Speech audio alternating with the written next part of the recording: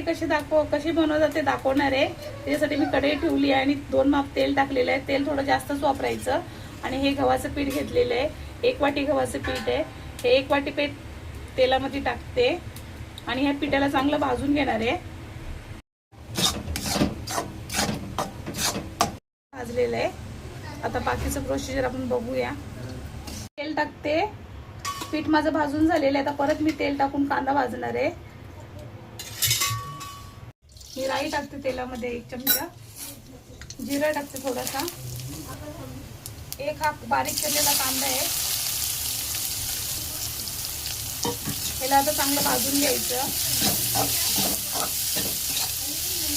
कांदा लवकर भाजावा म्हणून मीठ टाकते थोडंसं, अर्धा चम्मच। हे 4-5 कढीपत्त्याची पानं टाकते। हे थोडीशी हळद टाकते, 2 चिमूट। हे तिखट टाकते 1 चमचा। हे गव्हाचं पीठ भाजून ठेवलेलं आहे, हे गव्हाचं पीठ टाकून देते याच्यामध्ये। आणि याच्यामध्ये तुम्ही शेंगदाणे टाकू शकता, भाजलेले चण्याची डाळ पण टाकू शकतो आपण। हे गरम पाणी केलेलं आहे, थोडंसं असं गरम पाणी टाकते।